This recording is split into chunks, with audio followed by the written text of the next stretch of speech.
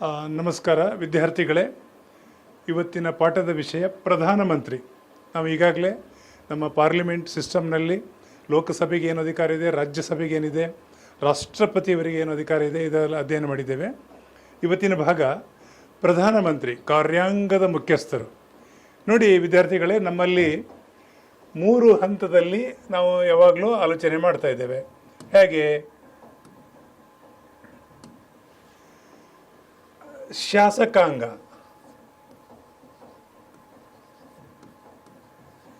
ಶಾಸಕಾಂಗದ ಕೆಲಸ ಏನು ಅಂತೇಳಿದರೆ, ನಮ್ಮ ಸಂವಿಧಾನದಲ್ಲಿ ಅಧಿಕಾರ ಪ್ರತ್ಯೇಕತೆ ಅನ್ನೋದು ಒಂದಿದೆ.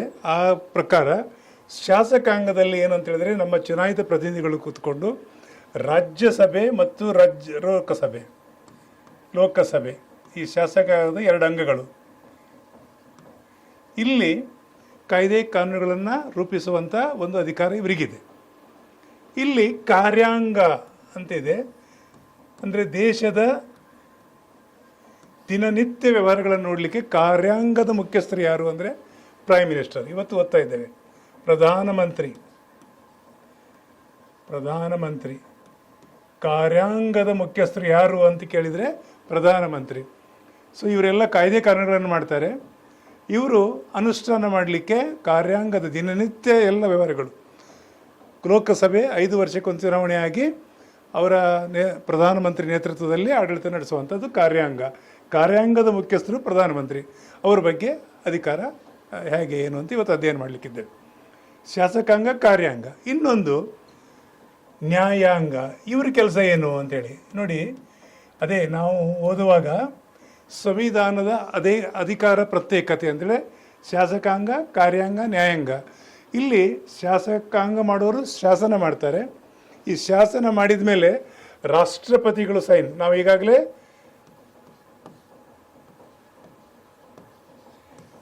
ಪಾರ್ಲಿಮೆಂಟ್ ಅಂದರೆ ಏನು ಅಂತ ಓದಿದ್ದೇವೆ. ಪಾರ್ಲಿಮೆಂಟ್ ಅಂದರೆ ರಾಜ್ಯಸಭೆ, ಲೋಕಸಭೆ ಶಾಸನಗಳನ್ನು ಮಾಡ್ತಾರೆ. ರಾಷ್ಟ್ರಪತಿಗಳು ಅದರ ಅಂಗ ಇರೋದ್ರಿಂದ ಅವರು ಸೈನ್ ಹಾಕಿದ ಮೇಲೆ ಕಾನೂನು ಆಗ್ತದೆ. ಅಂದರೆ ರಾಜ್ಯಸಭೆ, ಲೋಕಸಭೆ ಕಾನೂನುಗಳನ್ನು ಮಾಡಿದ ಮೇಲೆ ರಾಷ್ಟ್ರಪತಿಗಳು ಸೈನ್ ಹಾಕಿದ ಮೇಲೆ ಇದು ಪಾರ್ಲಿಮೆಂಟ್ ವ್ಯವಸ್ಥೆಯಲ್ಲಿ. ಪಾರ್ಲಿಮೆಂಟ್ ಅಂತ ಹೇಳಿದರೆ ರಾಜ್ಯಸಭೆ, ಲೋಕಸಭೆ, ರಾಷ್ಟ್ರಪತಿ. ಸೊ 3 ಜನ ಸೇರಿದಂತೆ ಇಲ್ಲಿ ರಾಷ್ಟ್ರಪತಿಗಳು ಸೈನ್ ಹಾಕಿದ ಮೇಲೆ ಇದು ಕಾನೂನು ಆಗ್ತದೆ. ಇದನ್ನು ಅನುಷ್ಠಾನ ಮಾಡಲಿಕ್ಕೆ ಕಾರ್ಯಾಂಗದ ಮುಖ್ಯಸ್ಥರು ಪ್ರಧಾನಮಂತ್ರಿ. ಇವರು ದಿನನಿತ್ಯದ ವಹಿವಾಟುಗಳನ್ನು, ಎಲ್ಲ ದೇಶದ ಆಗುಗಳನ್ನು ನೋಡಿಕೊಂಡು ದೇಶವನ್ನು ಮುನ್ನಡೆಸ್ತಾರೆ. ಇವತ್ತು ನಾವು ಈ ಪಾಠವನ್ನು ಮಾಡ್ತಾ ಇದ್ದೇವೆ.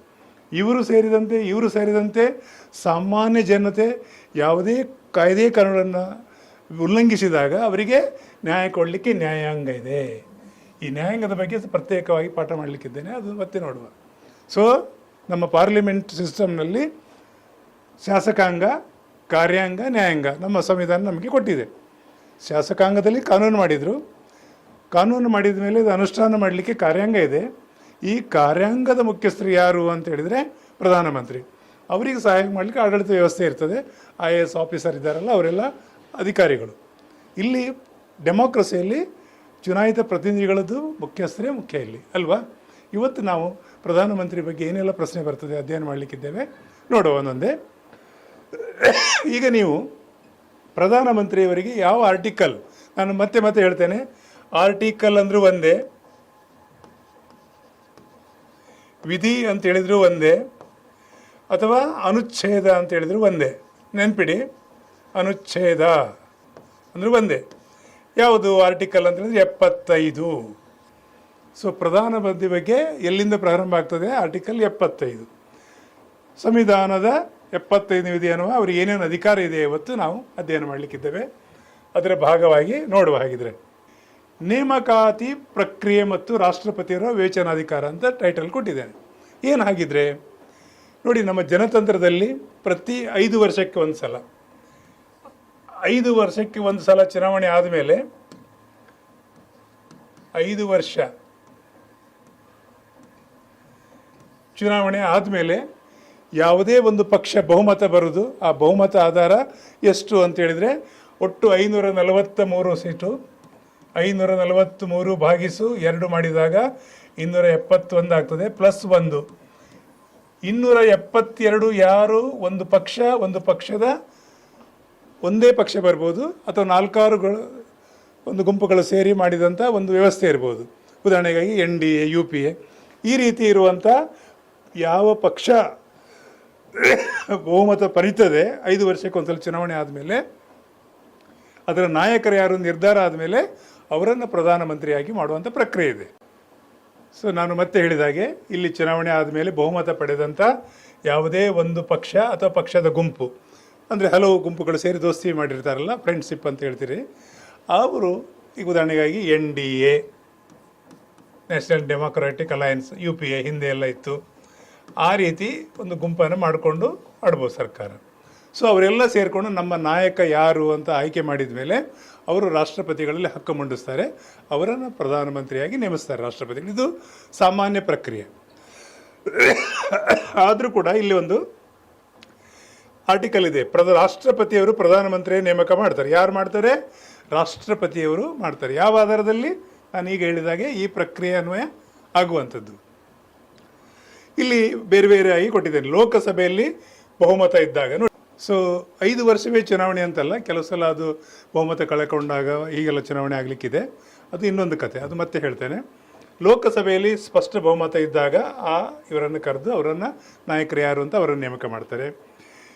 ಇನ್ನೊಂದು, ಯಾವುದೇ ಪಕ್ಷಕ್ಕೆ ಸ್ಪಷ್ಟ ಬಹುಮತ ಇಲ್ಲದಿದ್ದರೆ ಅವರು ಕೆಲವು ಸಲ ತಾತ್ಕಾಲಿಕವಾಗಿ ನೇಮಿಸುವಂಥ ಅಧಿಕಾರ ಕೂಡ ಇದೆ. ಅದು ಕೂಡ ಒಂದು ಹಂಗಾಮಿ ಅಂತೇಳಿ ಹಿಂದೆ ಒಂದು ಕಥನ ಆಗಿತ್ತು. ಕಥನ ಅಂತ ಹೇಳಿದ್ರೆ ಆದ ಘಟನೆ, ಜವಾಹರ್ಲಾಲ್ ನೆಹರು ಅವರು ತೀರಿದಾಗ ಯಾರು ಮುಂದಿನ ನಾಯಕರನ್ನು ನಿರ್ಧಾರ ಆಗುವವರೆಗೆ ಹಂಗಾಮಿಯಾಗಿ ಗುಲ್ಜಾರ್ಲಾಲ್ ನಂದಾರನ್ನು ನೇಮಕ ಮಾಡಿದರು. ಹಾಗೆ ಕೂಡ ಅವರಿಗೆ ಒಂದು ವಿವೇಚನೆ ಅಧಿಕಾರ ಇದೆ. ಬಹುಮತ ಪಡೆದ ನಾಯಕಕ್ಕೆ ನೇಮಕ ಮಾಡ್ತಾರೆ ಸ್ವಾಭಾವಿಕವಾಗಿ. ಈಗ ನಾನು ಹೇಳಿದಾಗೆ ಯಾವುದೇ ಒಂದು ಪಕ್ಷ ಇರ್ಬೋದು, ಸ್ಪಷ್ಟವಾಗಿ ಬಂದದ್ದು ಬಹುಮತ, ಅಥವಾ 4-6 ಪಕ್ಷಗಳು ಸೇರಿ ಒಂದು ಒಪ್ಪಂದ ಮಾಡ್ಕೊಂಡಿರ್ತಾರೆ, ಅದರನ್ವಯ ಅದಕ್ಕೊಂದು ಹೆಸರು ಕೊಟ್ಟಿದ್ದಾರೆ. ಉದಾಹರಣೆಗೆ ಈಗಿನ ಸರ್ಕಾರಕ್ಕೆ NDA ಅಂತಿದೆ, ಹಿಂದಿನ ಸರ್ಕಾರಕ್ಕೆ UPA ಅಂತಿದೆ. ಸೊ ಅವರ ನಾಯಕ ಯಾರಿದ್ದಾರೆ ಅವರನ್ನು ನೇಮಕ ಮಾಡ್ತಾರೆ. ರಾಷ್ಟ್ರಪತಿಯವರ ವಿವೇಚನಾಧಿಕಾರ ಅಂದರೆ ನಾನು ಆಗ ಹೇಳಿದಾಗೆ ಸ್ಪಷ್ಟತೆ ಇಲ್ಲ ಅಂತ ಹೇಳಿದಾಗ ಅವರು ವಿವೇಚನಾಧಿಕಾರ ಮಾಡಿ, ಈಗ ಉದಾಹರಣೆಗಾಗಿ 543 ಸೀಟುಗಳಿದೆ ನಮ್ಮ ಲೋಕಸಭೆಯಲ್ಲಿ, ಯಾರಿಗೂ ಸ್ಪಷ್ಟ ಬಹುಮತ ಬರಲಿಲ್ಲ. ಆಗ ಏನು ಮಾಡ್ತಾರೆ? ಅತಿ ದೊಡ್ಡ ಪಕ್ಷವನ್ನು ಕರೆದು ಅವರನ್ನು ನೇಮಕ ಮಾಡಿ ನೀವು ಮುಂದೆ ಅಲ್ಲಿ ಬಹುಮತ ಸಾಬೀತುಪಡಿಸಿ ಅಂತ ಹೇಳುವ ಪ್ರಕ್ರಿಯೆಯೂ ಇದೆ. ಅಂತ ಹೇಳಿದರೆ ನನ್ನ ಹೇಳುವ ತತ್ವಾರ ಇಷ್ಟೇ, ರಾಷ್ಟ್ರಪತಿಯವರ ಅಧಿಕಾರ ಅದು. ಪ್ರಧಾನಮಂತ್ರಿಯನ್ನು ಯಾರು ನೇಮಕ ಮಾಡ್ತಾರೆ? ರಾಷ್ಟ್ರಪತಿಗಳು. ಯಾವ ಆಧಾರದಲ್ಲಿ? 4-6 ಅಧಿಕಾರಿಗಳನ್ನು ಹೇಳಿದ್ದೇನೆ. ಸೊ ಯಾವುದು ದೊಡ್ಡ ಪಕ್ಷ ಇದೆ ಇಲ್ಲಿ ಒಂದು ಕೊಟ್ಟಿದ್ದೇನೆ, ಅತಿ ದೊಡ್ಡ ಪಕ್ಷ ಯಾವುದಿದೆ ಅದಕ್ಕೆ ಹೇಳಿ ಅವರ ನಾಯಕರನ್ನು ಯಾರಂತ ಆಯ್ಕೆ ಮಾಡಿದ ಮೇಲೆ ಅವರನ್ನು ನೇಮಕ ಮಾಡ್ತಾರೆ. ಆದರೆ ಒಂದು ಏನು ಹೇಳ್ತಾರೆ, 1 ತಿಂಗಳೊಳಗೆ ಅಂದರೆ ಒಂದು ಅವಧಿಯನ್ನು ಕೊಡ್ತಾರೆ. ಆದಷ್ಟು ಬೇಗ ನೀವು ಅಲ್ಲಿ ಫ್ಲೋರಲ್ಲಿ ಅಂತ ಹೇಳಿದ್ರೆ ನಿಮ್ಮ ಲೋಕಸಭೆಯಲ್ಲಿ ಬಹುಮತವನ್ನು ಸಾಬೀತುಪಡಿಸಿ ಅಂತೇಳಿ ಅಲ್ಲಿ ಅವರು ಸಾಬೀತುಪಡಿಸಿದಾಗ ಮುಂದುವರಿತಾರೆ. ಸಾಬೀತುಪಡಿಸಲಿಲ್ಲ ಅಂದರೆ ಅವರಿಗೆ ಮತ್ತೆ ಇನ್ನೊಂದು ಪ್ರಕ್ರಿಯೆ ಆಗ್ತದೆ. ಇದು ರಾಷ್ಟ್ರಪತಿಯವರು ಈ ರೀತಿ ಅವರಿಗೆ ಒಂದು ಅಧಿಕಾರ ಇದೆ. ಸೊ ಪ್ರಧಾನಮಂತ್ರಿಯನ್ನು ಯಾರು ನೇಮಕ ಮಾಡ್ತಾರೆ ಅಂತ ಪ್ರಶ್ನೆ ಬಂದಾಗ ರಾಷ್ಟ್ರಪತಿಯವರು. ಯಾವ ವಿಧಿಯನ್ನು ಅವರಿಗೆ ಅಧಿಕಾರ ಇದೆ ಅಂದರೆ 75. ಏನೇನು ಕಾರಣಗಳಿಂದ ಹೇಗೆ ಮಾಡ್ತಾರೆ ಅಂದರೆ 5 ವರ್ಷದಲ್ಲಿ ಚುನಾವಣೆ ಆದಮೇಲೆ ಯಾವುದೇ ಒಂದು ಪಕ್ಷ ಬಹುಮತ ಬಂದ ಮೇಲೆ ಅದರ ನಾಯಕ ಯಾರಿದ್ದಾರೆ ಸ್ಪಷ್ಟ ಇದ್ದಾಗ ನೇಮಕ ಮಾಡ್ತಾರೆ. ಅತಂತ್ರ ಇದ್ದಾಗ ದೊಡ್ಡ ಪಕ್ಷವನ್ನು ಕರೆದು ಅವರ ನಾಯಕರ ನೇಮಕ ಮಾಡ್ತಾರೆ. ಆಮೇಲೆ ಬಹುಮತ ಸಾಬೀತುಪಡಿಸಲಿಕ್ಕೆ ಅವಕಾಶವನ್ನು ಕೊಡ್ತಾರೆ. ಇದನ್ನು ನೀವು ಇಷ್ಟು ನೆನಪಿಟ್ರೆ ಓಕೆ ಆಯಿತು. ಇಲ್ಲಿ ಪ್ರಧಾನಮಂತ್ರಿ ಸಂಸತ್ತಿನ 2 ಸದನಗಳಲ್ಲಿ ಯಾವುದಾದ್ರು ಒಂದು ಸದಸ್ಯರಾಗಿರ್ಬೇಕು. ನೋಡಿ, ಪ್ರಧಾನಮಂತ್ರಿ ಆದವರು ಯಾವುದಾದ್ರು ಒಂದು ಸದಸ್ಯ. ನೋಡಿ, ಇಲ್ಲೊಂದು ಪ್ರಶ್ನೆ ಬರ್ಬೋದು ನಿಮಗೆ, ಲೋಕಸಭೆಯವರೇ ಆಗಬೇಕಂತಿದೆಯಾ? ಇಲ್ಲ, ಲೋಕಸಭೆಯೂ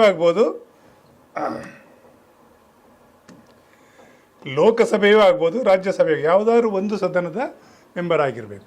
ಮೆಂಬರ್ ಆಗಲೇಬೇಕು ಅಂತಿದೆಯಾ? ಇಲ್ಲ, ಹಾಗೂ ಕೂಡ ಅವಕಾಶ ಇದೆ. ಒಂದು ನೆನ್ಪಿಟ್ಕೊಳ್ಳಿ, ಒಂದು ಪಕ್ಷ ಯಾವುದೋ ಒಂದು ಈ ವರ್ಷ ಚುನಾವಣೆ ಆಗಿದೆ ಅಂತ ಹೇಳ್ಕೊಳ್ಳಿ, ಯಾವುದೋ ಒಂದು ಪಕ್ಷ X ಅನ್ನೋ ಪಕ್ಷ ಬಹುಮತ ಬಂದಿದೆ. ಆ ಬಹುಮತ ಬಂದಂಥ ಪಕ್ಷದಲ್ಲಿ ಯಾವ ನಾಯಕರು ಯಾರೂ ಕೂಡ ಎಲ್ಲರೂ ಸೇರಿ ಈ 2 ಸದನದ ಮೆಂಬರ್ ಅಲ್ಲ, ಅವರನ್ನು ಆಯ್ಕೆ ಮಾಡ್ತಾರೆ. ಯಾರು ಅವರದ್ದು ಪಾರ್ಟಿಯಲ್ಲಿದ್ದಾರೆ ಅವರನ್ನು ಮಾಡೋದು ಅಂತ ನಿರ್ಧಾರ ಆಗ್ತದೆ. ಅವರು 2 ಸಭೆಯ ಮೆಂಬರ್ ಅಲ್ಲ. ಮಾಡ್ಬೋದಾ ಅಂದರೆ ಎಸ್ ಮಾಡ್ಬೋದು. ಆದರೆ ಒಂದು ಕಂಡೀಷನ್ ಅಂದರೆ ಮುಂದಿನ 6 ತಿಂಗಳೊಳಗೆ ಅವರು ಲೋಕಸಭೆ ಅಥವಾ ರಾಜ್ಯಸಭೆ ಯಾವುದಾದ್ರು ಒಂದು ಸದನದಲ್ಲಿ ಚುನಾಯಿತ ಸದಸ್ಯರಾಗಿ ನಿಲ್ಲಬೇಕಾಗ್ತದೆ. ಸೊ ಆ ರೀತಿ ಹಿಂದೆ ಆಗಿದೆ. ಸೊ ನೋಡಿ, ಇಲ್ಲಿ ರಾಜ್ಯಸಭೆಯಿಂದ ಯಾರೆಲ್ಲ ಆಗಿದ್ದರು ಪ್ರಧಾನಮಂತ್ರಿಗಳಂದರೆ, ಪ್ರಥಮದಲ್ಲಿ ಇಂದಿರಾ ಗಾಂಧಿ ರಾಜ್ಯಸಭೆಯಲ್ಲಿ ಮೆಂಬರ್ ಆಗಿ ಅವರು ಪ್ರಧಾನಮಂತ್ರಿಯಾಗಿ ಕೆಲಸ ಮಾಡಿದ್ದಾರೆ. ಎಚ್ ಡಿ ದೇವೇಗೌಡರು 96ರಲ್ಲಿ ಅವರು ಕೂಡ ರಾಜ್ಯಸಭೆ ಮೆಂಬರ್ ಆಗಿ ಪ್ರಮಾಣ ವಚನವನ್ನು ತಗೊಂಡ್ರು, ಅಂದರೆ ಪ್ರಧಾನಿಯಾಗಿ ಕೆಲಸ ನಿರ್ವಹಿಸಿದರು. ಆಮೇಲೆ ಡಾಕ್ಟರ್ ಮನಮೋಹನ್ ಸಿಂಗ್ ಇವರು ಕೂಡ ರಾಜ್ಯಸಭೆಯಿಂದ ಆಗಿದ್ರು. ಅಂದರೆ ಸರ್ಕಾರ ಆಗೋದು ಲೋಕಸಭೆ ಆಧಾರಿತವಾಗಿದ್ದರು, ರಾಜ್ಯಸಭೆ ಅಥವಾ ಲೋಕಸಭೆಯ ಯಾವುದಾದ್ರೂ ಸದನದ ಸದಸ್ಯರಾಗಬೇಕು. ಇದು ಒಂದು ಭಾಳ ಸ್ಪಷ್ಟವಾಗಿದೆ. ಇಲ್ಲೇ ಗೊಂದಲ ಮಾಡ್ತಾರೆ, ಪ್ರಶ್ನೆ ಕೇಳ್ಬೋದು. ಲೋಕಸಭೆ ರಾಜ್ಯಸಭೆ ಎರಡೂ ಸದನದ ಸರ್ಕಾರ ಆಗೋದು ಲೋಕಸಭೆ ಆಧಾರಿತವಾಗಿ, ಆದರೆ ರಾಜ್ಯಸಭೆಯ ಸದಸ್ಯರಿಗೆ ರಾಜ್ಯಸಭೆಯ ಸದಸ್ಯರಿಗೆ ಪ್ರಧಾನಿ ಆಗುವ ಅವಕಾಶ ಇದೆ ಅಂತ ಕೇಳಿದ್ರೆ ಎಸ್ ಅಂತ ಬರೀರಿ. ಯಾವುದಾದ್ರೂ ಸದನದಲ್ಲಿ ಅವರು ಮೆಂಬರ್ ಆಗಬೇಕು. ಸೊ ಮೆಂಬರ್ ಇಲ್ದಿದ್ರು ಆದಮೇಲೆ ಮುಂದಿನ 6 ತಿಂಗಳೊಳಗೆ ಅವರೇನು ಮಾಡಬೇಕು, 6 ತಿಂಗಳಲ್ಲಿ ಯಾವುದಾದ್ರೂ ಒಂದು ಸದನ ಲೋಕಸಭೆ ರಾಜ್ಯಸಭೆಯಲ್ಲಿ ಆಯ್ಕೆಯಾಗಿ ಮುಂದುವರಿಲಿಕ್ಕೆ ಅವಕಾಶ ಇದೆ. ಎಲ್ಲಿವರೆಗೆ? ಅವರಿಗೆ ಸ್ಪಷ್ಟ ಬಹುಮತ ಇರುವವರೆಗೆ. ಇದು ಭಾಳ ಇಂಪಾರ್ಟೆಂಟ್. ಸೊ ಮುಂದಿನ ಇದಕ್ಕೆ ಹೋಗುವ ಸ್ಲೈಡ್ಗೆ. ಪ್ರಮಾಣ ವಚನ ಯಾರು ಬೋಧಿಸ್ತಾರೆ ಇವರಿಗೆ? ಇದೊಂದು ಪ್ರಶ್ನೆ ಬರ್ತದೆ ನಿಮಗೆ. ಪ್ರಮಾಣ ವಚನ, ಅಧಿಕಾರಾವಧಿ ಮತ್ತು ವೇತನ ನಿಧಿಗಳು ಅಂತೇಳಿ ಟೈಟಲ್ ಕೊಟ್ಟಿದ್ದೇನೆ. ಒಂದೊಂದಾಗಿ ನಾವು ನೋಡುವ. ಪ್ರಮಾಣ ವಚನ ರಾಷ್ಟ್ರಪತಿಗಳು ಯಾರು ಇದು ಮಾಡ್ತಾರೆ?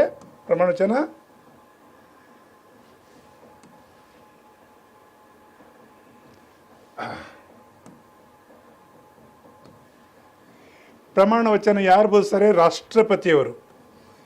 ರಾಷ್ಟ್ರಪತಿಯವರು ಅಧಿಕಾರ ಮತ್ತು ಗೌಪ್ಯತೆಯ ಪ್ರಮಾಣ ವಚನ ಬೋಧಿಸ್ತಾರೆ.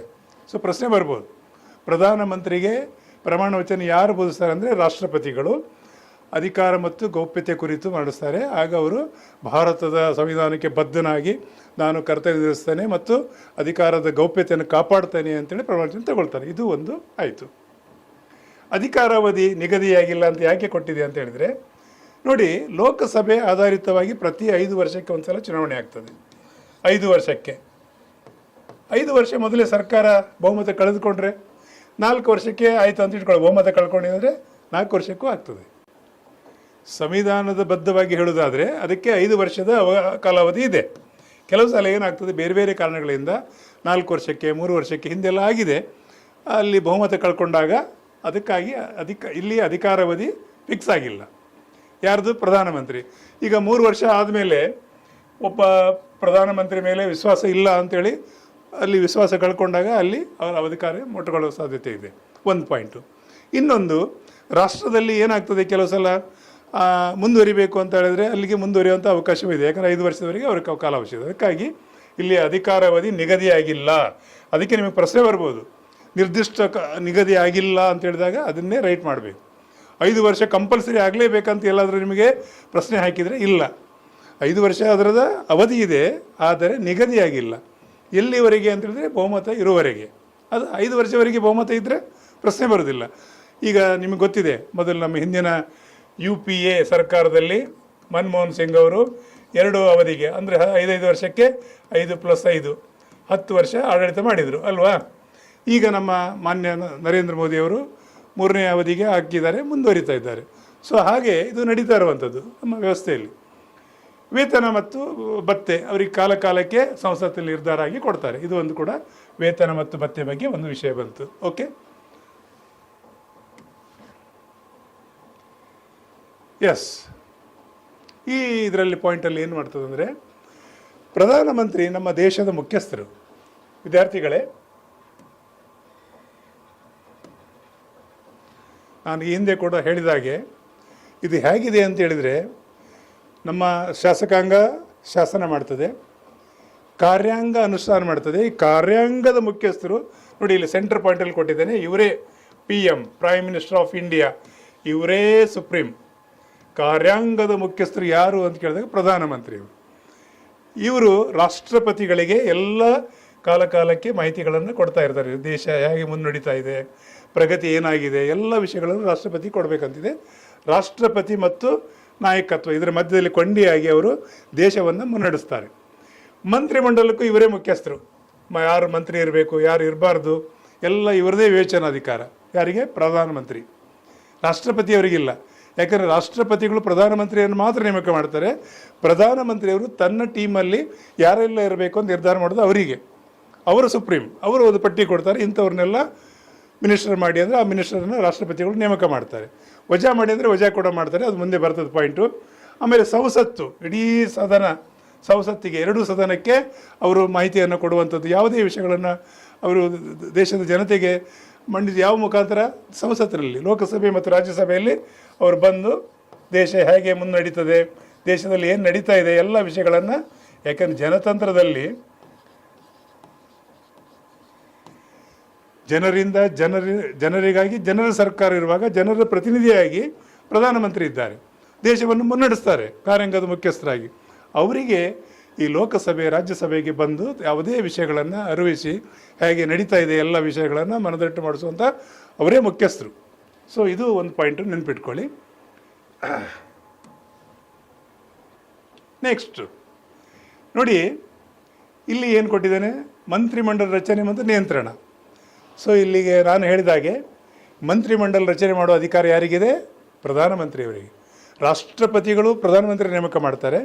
ಇನ್ನು ಅವರ ಟೀಮಲ್ಲಿ ಅಂದರೆ ಅಲ್ಲಿ ಯಾರೆಲ್ಲ ಬೇಕು ಅನ್ನೋ ನಿರ್ಧಾರ ಮಾಡೋದು ಪ್ರಧಾನಿಯವರೇ.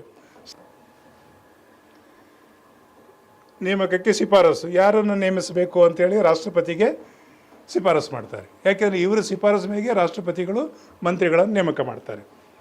ಮಂತ್ರಿಗಳಿಗೆ ಖಾತೆ ಯಾರ್ಯಾರು ಖಾತೆ ಬೇಕು ಅಂತ ಇವರೇ ನಿರ್ಧಾರ ಮಾಡಿ ಕೊಡ್ತಾರೆ. ಯಾಕಂದರೆ ಇವರ ಪ್ರಧಾನಮಂತ್ರಿ ವಿವೇಚನೆಗೆ ಯಾರಿಗೆ ಯಾವ ಖಾತೆ ಕೊಡಬೇಕು ಎಲ್ಲ ಇವರದೇ ನಿರ್ಧಾರ.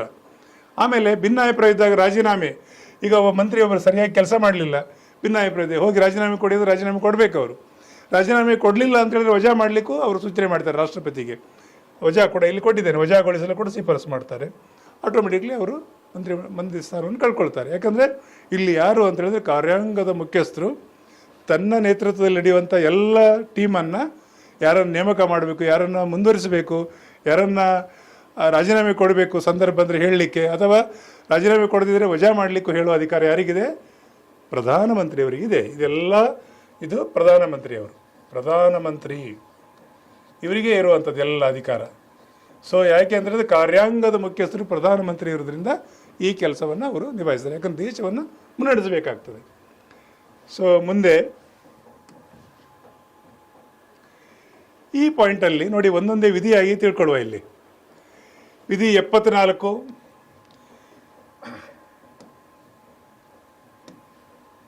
ಸೊ ನಾನು ಹೇಳಿದ್ದೇನೆ ಮತ್ತೆ ಆರ್ಟಿಕಲ್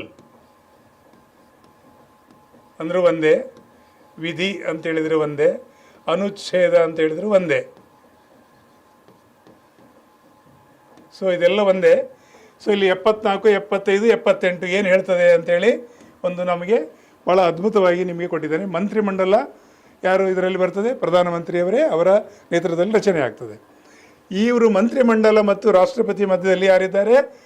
ಪ್ರಧಾನಮಂತ್ರಿ ಇದ್ದಾರೆ, PM ಇದ್ದಾರೆ. ಮಂತ್ರಿಮಂಡಲ ಟೀಮ್ ಏನು ಇವರು ಸೇರಿಕೊಂಡಂತ ಏನು ಕೆಲಸ ಮಾಡ್ತಾರೆ, ಕಾಲಕ್ಕೆ ರಾಷ್ಟ್ರಪತಿಯವರಿಗೆ ಅವರು ವರದಿಯನ್ನು ಕೊಡ್ತಾರೆ. ದೇಶ ಹೇಗೆ ಮುನ್ನಡೆಸ್ತಾ ಇದ್ದೇವೆ, ಏನು ಆಗುಗಳು ಎಲ್ಲ ವರದಿ ಮಾಡೋದು ಯಾರು? ರಾಷ್ಟ್ರಪತಿ. ಯಾಕೆ? ನಮ್ಮ ದೇಶದ ಪ್ರಥಮ ಪ್ರಜೆ ಯಾರು? ಇಡೀ ರಾಷ್ಟ್ರದ ಮುಖ್ಯಸ್ಥರು ರಾಷ್ಟ್ರಪತಿಗಳು. ಅವರಿಗೆ ನೀವು ಕಾಲಕ್ಕೆ ವರದಿ ಕೊಡುವಂಥ ಇದೆ. ಮಂತ್ರಿಮಂಡಲದ ಎಲ್ಲ ಶಿಫಾರಸುಗಳನ್ನು ಪ್ರಧಾನಮಂತ್ರಿ ಸಂವಿಧಾನಕ್ಕೆ ಕರ್ತವ್ಯ ಯಾರಿಗೆ? ರಾಷ್ಟ್ರಪತಿಗಳು ತಿಳಿಸುವುದು. ನೋಡಿ ಇಲ್ಲಿ ಪಾಯಿಂಟ್ ಇದೆ, ಮಂತ್ರಿಮಂಡಲದ ಎಲ್ಲ ನಿರ್ಧಾರಗಳನ್ನು ರಾಷ್ಟ್ರಪತಿಗೆ ತಿಳಿಸುವುದು ಪ್ರಧಾನಮಂತ್ರಿ ಕರ್ತವ್ಯ. ಅದೇ ನಾನು ಹೇಳಿದಾಗೆ ಯಾರು ನೇಮಕ ಮಾಡಿದ್ದಾರೆ ದೇಶ ಮುನ್ನಡೆಸಲಿಕ್ಕೆ? ರಾಷ್ಟ್ರಪತಿ ಅವರು ಪ್ರಧಾನಮಂತ್ರಿ ನೇಮಕ ಮಾಡಿದ್ದಾರೆ ತನ್ನ ಪರವಾಗಿ ಕೆಲಸ ಮಾಡಲಿಕ್ಕೆ. ಎಲ್ಲ ಅಧಿಕಾರ ಯಾರದಿರೋದು? ಕಾರ್ಯಾಂಗದ ಮುಖ್ಯಸ್ಥರು ಪ್ರಧಾನೇತರವೇ ಇರೋದು, ಎಲ್ಲ ಅವರೇ ಮುನ್ನಡೆಸೋದು ಎಲ್ಲವೂ. ಸೊ ಈ ರೀತಿ ಇರೋದ್ರಿಂದ ಅವರು ಈ ಎಲ್ಲ ವಿಧಿ ಅನ್ವಯ ತಮ್ಮ ಕರ್ತವ್ಯಗಳನ್ನು ನಿರ್ವಹಿಸ್ತಾ ಇದ್ದಾರೆ. ಇದನ್ನು ನೋಟ್ ಮಾಡ್ಕೊಳ್ಳಿ, ನಿಮಗೆ ಸಹಕಾರಿಯಾಗ್ತದೆ. ನೆಕ್ಸ್ಟ್ ಏನೇನು ಮತ್ತೆ ಅಧಿಕಾರ ಇದೆ? ಸಂಸತ್ತಿನ ಕೆಳಮನೆಯ ನಾಯಕಾಗಿ ಜವಾಬ್ದಾರಿಗಳು, ಏನೇನು ಜವಾಬ್ದಾರಿ ಇದೆ ಒಂದೊಂದೇ ಪಾಯಿಂಟು ಇಲ್ಲಿ ಕೊಟ್ಟಿದ್ದೇನೆ ನೋಡಿ. ಪ್ರಧಾನಮಂತ್ರಿ ಸಂಸತ್ತಿನ ಕೆಳಮನೆ ಅಂದರೆ ಲೋಕಸಭೆ. ನೋಡಿ, ಕೆಳಮನೆ ಅಂತ ಹೇಳ್ತಾರೆ ಲೋಕಸಭೆಗೆ. ಜನತಾ ಸದನ ಅಂತಲೂ ಹೇಳ್ತಾರೆ, ಜನತಾ ಸದನ ಅಂತಲೂ ಹೇಳ್ತಾರೆ. ಕೆಳಮನೆ, ಜನತಾ ಸದನ ಇದೆಲ್ಲ ಹೇಳುವುದು ಲೋಕಸಭೆಗೆ, ಲೋಕಸಭೆ ಅಂತಲೂ ಹೇಳ್ತಾರೆ ಅಲ್ವಾ. ಈ ಲೋಕಸಭೆಯ ನಾಯಕರು ಯಾರು ಅಂತ ಕೇಳಿದಾಗ ಪ್ರಧಾನಮಂತ್ರಿಯವರು, ರೈಟ್. ಅಧಿವೇಶನ ಕರೆಯಲು ಮುಕ್ತಾಯಗೊಳಿಸಲು. ತಮಗೆಲ್ಲ ಗೊತ್ತಿರುವ ಹಾಗೆ ನಮ್ಮ ದೇಶದಲ್ಲಿ ಕನಿಷ್ಠ ಹೆಚ್ಚಿಗೂ ಕೂಡ ಮಾಡ್ಬೋದು, 3 ಅಂತೂ ಆಗೇ ಆಗ್ತದೆ. ಯಾವುದು? ಒಂದು ಮುಂಗಾರು ಅಧಿವೇಶನ, ಇನ್ನೊಂದು ಚಳಿಗಾಲದ ಅಧಿವೇಶನ, ಇನ್ನೊಂದು ಬಜೆಟ್ ಅಧಿವೇಶನ. ಈ 3 ಅಧಿವೇಶನ ಕೇಳಿದರೆ, ಅಧಿವೇಶನ ಅಂದರೆ ಏನು? ನಮ್ಮ ದೇಶದ ಆಗುಗಳಿಗೆ ಏನೇನು ಅಗತ್ಯ ಇದೆ, ಕಾಲಕ್ಕೆ ಕಾಯ್ದೆ ಕಾನೂನುಗಳನ್ನು ರೂಪಿಸಲಿಕ್ಕೆ ಅಧಿವೇಶನವನ್ನು ಎಷ್ಟು ದಿನ, ಎಷ್ಟು ಸಮಯ, ಎಷ್ಟು ಗಂಟೆವರೆಗೆ ನಡೆಸ್ತೇವೆ, ಎಷ್ಟು ದಿನಗಳವರೆಗೆ ನಡೆಸ್ತೇವೆ ಅಂತೇಳಿ ಅಲ್ಲಿ ಸಂಸತ್ನಲ್ಲಿ, ಲೋಕಸಭಾ ಅಲ್ಲಿ ನಿರ್ಧಾರ ಆಗಿ, ಯಾರು ನಮ್ಮ ಇದರಲ್ಲಿ ಲೋಕಸಭೆಯಲ್ಲಿ ಯಾರಿದ್ದಾರೆ, ನಮ್ಮ ಲೋಕಸಭೆಯ ಅಧ್ಯಕ್ಷರು ಮತ್ತು ಅವರೆಲ್ಲ ಟೀಮ್ ಅದನ್ನು ರಾಷ್ಟ್ರಪತಿಯವರಿಗೆ ಏನು ಮಾಡ್ತಾರೆ, ಪ್ರಧಾನಮಂತ್ರಿ ಮುಖಾಂತರ ಯಾವಾಗ ಅಧಿವೇಶನ ಕರೆಯುವಂಥದ್ದು ಮತ್ತು ಮುಕ್ತಾಯಗೊಳಿಸೋದು ರಾಷ್ಟ್ರಪತಿಗೆ ಸಲಹೆ ನೀಡ್ತಾರೆ. ಯಾಕೆ? ರಾಷ್ಟ್ರಪತಿ ಪರವಾಗಿ ಪ್ರಧಾನಿಯವರು ಕಾರ್ಯಾಂಗದ ಮುಖ್ಯಸ್ಥರಾಗಿ ಕಾರ್ಯನಿರ್ವಹಿಸ್ತಾರೆ. ಅವರಿಗೆ ಸಲಹೆ ಕೊಡೋದ್ರೆ ಇದು ಪ್ರಾರಂಭ ಮಾಡ್ತಾ ಇದ್ದೇವೆ, ಮುಕ್ತಾಯ ಮಾಡ್ತಾ ಇದ್ದೇವೆ ಅಂತ ಕೊಡಬೇಕು. ಯಾವ್ಯಾವ ಸಂದರ್ಭದಲ್ಲಿ ಆಗ್ತದೆ? ಮುಂಗಾರು ಅಧಿವೇಶನ, ಚಳಿಗಾಲ ಅಧಿವೇಶನ, ಬಜೆಟ್ ಅಧಿವೇಶನ. 3 ಆಗಬೇಕಾ, ಹೆಚ್ಚಾಗಬಾರ್ದ ಅಂತ ಹೇಳಿದ್ರೆ ಹೆಚ್ಚು ಕೂಡ ಮಾಡ್ಬೋದು, ಅಗತ್ಯ ಇದ್ದರೆ ಮಾಡ್ಬೋದು. ಅಂತೂ ಇದು ಒಂದು ವ್ಯವಸ್ಥೆ ಇದೆ, ಇದು ಅಂತ ತಿಳ್ಕೊಂಡ್ರಿ. ಇನ್ನು ಯಾವುದೇ ಸಮಯದಲ್ಲಿ ಲೋಕಸಭೆ ವಿಸರ್ಜನೆಗೆ ಶಿಫಾರಸು ಮಾಡ್ಬೋದು. ಇದೇನು ವಿಶೇಷ? ಹೌದು, ಪ್ರಧಾನಮಂತ್ರಿ ಕಾರ್ಯಾಂಗದ ಮುಖ್ಯಸ್ಥರಾಗಿದ್ದಾರೆ. ಯಾವುದೇ ಸಂದರ್ಭದಲ್ಲಿ, ಉದಾಹರಣೆಗಾಗಿ ಯಾರು ಅಂತೇಳಿ ಎಕ್ಸ್ ಅಂತ ಹೇಳಿದ್ರು, 4 ವರ್ಷ ಅವಧಿಯಾಗಿದೆ, ಇನ್ನೊಂದು ವರ್ಷ ಅವಧಿ ಇದೆ, ಆದರೂ ಕೂಡ ಅವರು ಇನ್ನು ಸಾಕು ಅಂತೇಳಿ ವಿಸರ್ಜನೆ ಮಾಡಿ ಶಿಫಾರಸು ಮಾಡ್ಬೋದು. ಇದಾಗಿದೆ ಹಿಂದೆ, ಆಯಿತಾ? ಇದು ಬಂದಾಯಿತು. ಸದನ ಅಂದರೆ ಏನು? ಲೋಕಸಭೆ, ರಾಜ್ಯಸಭೆಯಲ್ಲಿ ಎಲ್ಲೂ ಕೂಡ ಅವರು ಈ ಸರ್ಕಾರದ ನೀತಿಗಳನ್ನು ಪ್ರಕಟಿಸ್ತಾರೆ. ಸರ್ಕಾರ ಯಾವ ರೀತಿ ಯೋಜನೆಗಳು ಹಾಕ್ಕೊಂಡಿದೆ, ದೇಶವನ್ನು ಮುನ್ನಡೆಸಲಿಕ್ಕೆ ಯಾವ ರೀತಿ ನಾವು ಮುಂದುವರಿತಾ ಇದ್ದೇವೆ, ಆ ನೀತಿಗಳೇನಿದೆ ಅದನ್ನು ಪ್ರಕಟಿಸುವಂಥ ಜವಾಬ್ದಾರಿ ಇದೆ. ಆಲ್ರೆಡಿ ಪ್ಲ್ಯಾನ್ ಆಗಿದ್ದು ನಾವು ಪ್ರಕಟಿಸ್ಬೋದು, ಮುಂದೆ ಏನು ಮಾಡಲಿಕ್ಕೆ ಹೊರಟಿದ್ದೇನೆ ಅಂತ ಕೂಡ ಪ್ರಕಟಿಸ್ಬೋದು. ಅವರಿಗೆ ಫುಲ್ ಅಧಿಕಾರ ಇದೆ, ಅಂದರೆ ಸಂಪೂರ್ಣ ಅಧಿಕಾರ ಇದೆ ಅವರಿಗೆ. ಇದು ಒಂದು ಪಾಯಿಂಟ್ ಆಯಿತು. ಸೊ ಮುಂದೆ ನಾವು ಹೋಗುವ ಇನ್ನೊಂದು ಸ್ಲೈಡಲ್ಲಿ ಏನು ಕೊಟ್ಟಿದ್ದಾರೆ. ಮತ್ತು ಕೆಲವು ವಿಷಯಗಳಲ್ಲಿ ಅವರು ಪ್ರಧಾನಮಂತ್ರಿ ಕೆಲವು ಸಮಿತಿಗಳಲ್ಲಿ ಅಧ್ಯಕ್ಷರಾಗಿದ್ದಾರೆ. ನೋಡಿ, ಇಲ್ಲಿ ಅಧ್ಯಕ್ಷರಂತ ಕೊಟ್ಟಿದ್ದೇನೆ. ಎಲ್ಲೆಲ್ಲಿ ಅಧ್ಯಕ್ಷರಾಗಿದ್ದಾರೆ ನೋಡಿ. ಇಲ್ಲಿ ನೀತಿ ಆಯೋಗ, ಮೊದಲು ಯೋಜನಾ ಆಯೋಗ ಅಂತಿತ್ತು ಹೆಸರು, ನೆನ್ಪಿಡಿ. ಯಾವುದು? ಮೊದಲು ಯೋಜನಾ ಆಯೋಗ ಅಂತಿತ್ತು, ಈಗ ನೀತಿ ಆಯೋಗ ಅಂತಿದೆ. ಇದರ ಅಧ್ಯಕ್ಷರು ಯಾರು ಅಂತ ಕೇಳಿದ್ರೆ ಪ್ರಧಾನಮಂತ್ರಿ ಇರ್ತಾರೆ. ಈ ಸಮಿತಿ, ರಾಷ್ಟ್ರೀಯ ಅಭಿವೃದ್ಧಿ ಸಮಿತಿಯ ಅಧ್ಯಕ್ಷರು ಯಾರು ಅಂದರೆ ಪ್ರಧಾನಮಂತ್ರಿಯೇ. ಯಾರು? ಪ್ರಧಾನಮಂತ್ರಿಯವರೇ ಇರೋದು. ಭಾವೈಕ್ಯತೆಯ ಮಂಡಳಿ ಸಮಿತಿ ಅಧ್ಯಕ್ಷರು ಯಾರಿದ್ದಾರೆ ಅಂದರೆ ಅಲ್ಲಿ ಪ್ರಧಾನಮಂತ್ರಿಯವರೇ ಇದ್ದಾರೆ. ಅಂತಾರಾಜ್ಯ ಮಂಡಳಿ ಅಂದರೆ ಯಾವ ಎರಡು ರಾಜ್ಯಗಳ ಮಧ್ಯದಲ್ಲಿ ಯಾವುದೇ ಭಿನ್ನಾಭಿಪ್ರಾಯ ಇದ್ದಾಗ ಅದನ್ನು ಇತ್ಯರ್ಥ ಮಾಡಲಿಕ್ಕೆ ಅದರ ಮಂಡಳಿ ಅಧ್ಯಕ್ಷ ಸ್ಥಾನ ಯಾರು ವಹಿಸ್ತಾರೆ? ಪ್ರಧಾನಮಂತ್ರಿಗಳು. ಜಲ ಸಂಪನ್ಮೂಲ ನೋಡಿ, ನದಿಗಳು. ಯಾಕೆಂದರೆ ಒಂದು ನದಿ ಎಲ್ಲೋ ಯಾವುದೇ ರಾಜ್ಯದಲ್ಲಿ ಹುಟ್ಟಿ ಇನ್ಯಾವ ರಾಜ್ಯದಲ್ಲಿ 3-4 ರಾಜ್ಯಗಳಲ್ಲಿ ಹರಿದು ಅದು ಸಮುದ್ರವನ್ನು ಸೇರ್ತದೆ ಅಲ್ವಾ, ಸಾಗರವನ್ನು ಸೇರ್ತದೆ.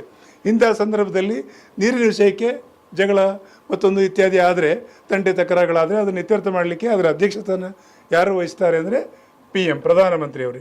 ಈ ಎಲ್ಲದಕ್ಕೂ ಪ್ರಧಾನಮಂತ್ರಿಯವರು ಅಧ್ಯಕ್ಷರಾಗಿರ್ತಾರೆ. ಸೊ ಇದೆಲ್ಲದಕ್ಕೂ ಅಧ್ಯಕ್ಷರಾಗಿದ್ದಾರೆ. ಇನ್ನೊಂದು ಪಾಯಿಂಟ್ ಕೊಟ್ಟಿದ್ದೇನೆ ಇಲ್ಲಿ, ವಿದೇಶಾಂಗ ನೀತಿಗಳನ್ನು ರೂಪಿಸಲು ಕೂಡ ಬಹಳ ಪ್ರಮುಖ ಪಾತ್ರ ವಹಿಸ್ತಾರೆ.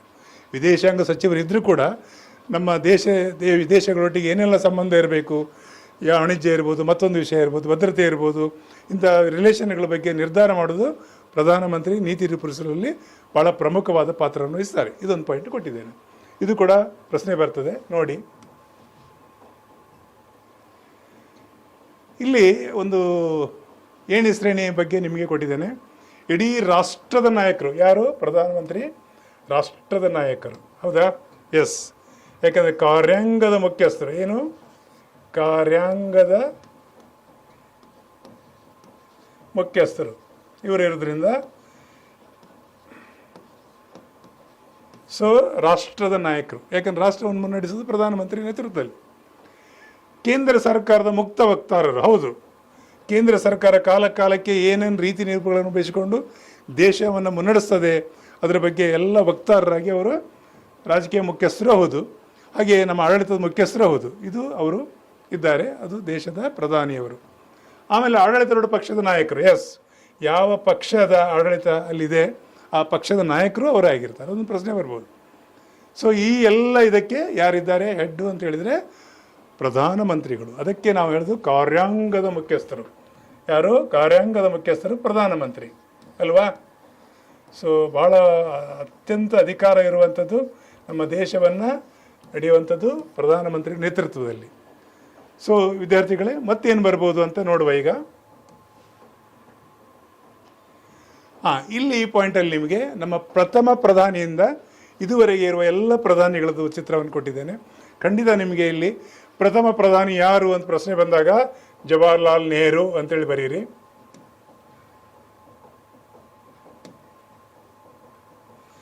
ಪ್ರಥಮ ಪ್ರಧಾನಿ ಯಾರು ಅಂತ ಬಂದಾಗ ಜವಾಹರ್ಲಾಲ್ ನೆಹರು ಹೆಸರು ಬರೀರಿ. ಆಮೇಲೆ ಇವರು ತೀರಿ ಹೋದ ಮೇಲೆ ನಾನು ಪ್ರಥಮದಲ್ಲಿ ಹೇಳಿದೆ, ರಾಷ್ಟ್ರಪತಿಗಳು ಹಂಗಾಮಿ ಪ್ರಧಾನಿಯನ್ನು ನೇಮಿಸುವ ಅಧಿಕಾರ ಇದೆ ಅಂತೇಳಿ. ಮುಂದಿನ ನಾಯಕರು ಯಾರು ನಿರ್ಧಾರ ಆಗದೇ ಇದ್ದರೆ ತತ್ಕಾಲಕ್ಕೆ ಒಬ್ಬರು ನೇಮಕ ಮಾಡಿದರು. ಇವರು ತೀರಿ ಹೋದ ಮೇಲೆ ಗುಲ್ಜಾರ್ ನಂದಾನ್ ಹಂಗಾಮಿ ಇತ್ಯರ್ಥ ಆಗುವವರೆಗೆ ಇವರನ್ನು ನೇಮಕ ಮಾಡಿದರು. ಅದರ ನಂತರ ಇತ್ಯರ್ಥ ಆಗಿ ಯಾರು ಪ್ರಧಾನಮಂತ್ರಿ ಆದರು? ಲಾಲ್ ಬಹದ್ದೂರ್ ಶಾಸ್ತ್ರಿ. ನೆನ್ಪಿಡಿ, ಲಾಲ್ ಬಹದ್ದೂರ್ ಶಾಸ್ತ್ರಿ ಆದಮೇಲೆ ಮತ್ತೆ ಒಂದು ಸಲ ಇವರೇ ಆಗಿದ್ದರು. ನೆನ್ಪಿಡಿ, ಅದು ಕೂಡ ಒಂದು ಪ್ರಶ್ನೆಯಾಗಿ ಬರ್ಬೋದು.